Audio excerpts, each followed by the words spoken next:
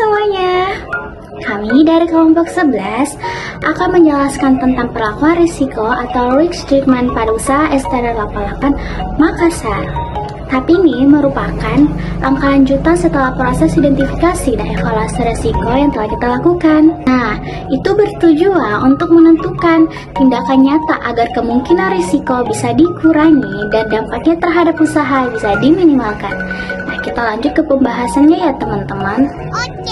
Jadi, resiko yang dihadapi oleh STR 88 Makassar yaitu terbagi menjadi 3 tingkatan. Yang pertama, high level risk atau resiko tinggi, yang merupakan resiko yang paling penting bagi usaha karena memiliki probabilitas dan dampak besar terhadap stabilitas operasional dan keuangan. Yang kedua, yaitu medium level risk atau resiko sedang. Di tingkat ini, resiko masih cukup dapat diterima, namun perlu dikendalikan agar tidak berkembang menjadi resiko yang lebih tinggi. Nah, yang terakhir yaitu low level risk atau level rendah, resiko yang dimana tidak perlu penanganan besar, tapi perlu untuk diawasi saja. Baik, kita akan menjelaskan risiko pertama yaitu high level risk atau risiko tinggi yang dihadapi usaha STR 88 Makassar. Mungkin kalian bertanya-tanya, kenapa risiko ini disebut tingkat tinggi? Jawabannya, karena risiko-risiko ini bisa mempengaruhi stabilitas operasional dan keuangan perusahaan secara langsung. Nah, dalam kategori ini terdapat 4 risiko utama, yaitu pertama risiko 3, yaitu fluktuasi harga buah musiman yang bisa membuat biaya produksi menjadi tidak stabil. Kemudian, risiko keempat, yaitu kenaikan harga bahan baku yang tentu meningkatkan biaya operasional. Selanjutnya, risiko 5, yaitu cuaca ekstrim yang dapat menghambat proses produksi dan ketersediaan bahan baku. Dan yang terakhir, risiko 7, yaitu perubahan tren konsumen yang menuntut perusahaan untuk terus berinovasi. Risiko ini dianggap serius karena bisa mempengaruhi stabilitas operasional dan keuangan perusahaan. Jadi, keempat risiko ini memang perlu diantisipasi dengan strategi yang matang agar bisnis tetap berjalan.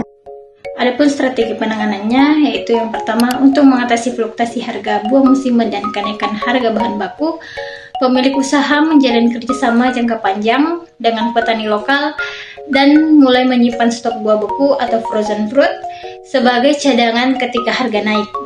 Yang kedua, dalam menghadapi cuaca ekstrim, STR 88 menyiapkan pemasok dari daerah berbeda supaya pasokan tetap stabil meski cuaca buruk melanda satu wilayah. Yang ketiga, untuk perubahan tren konsumen, mereka rutin melakukan riset pasar dan berinovasi dengan varian STR baru, topping kekinian, dan harga yang sesuai selera pelanggan masa kini.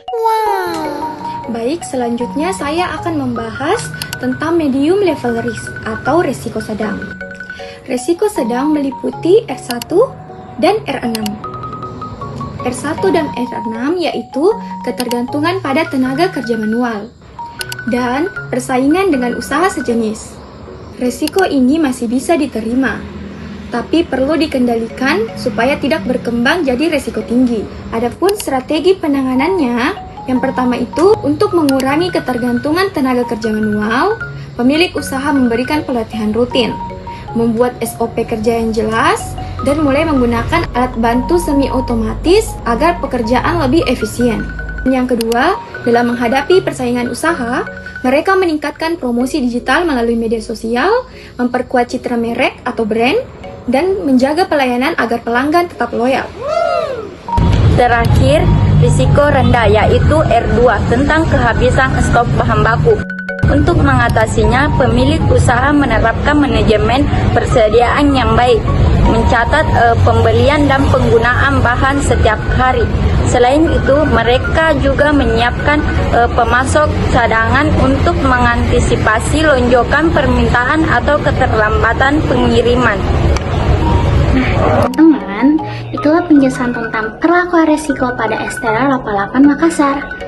Dengan strategi ini, perusahaan bisa tetap beroperasi secara stabil meskipun menghadapi perubahan harga, cuaca, atau tren pasar. Oke?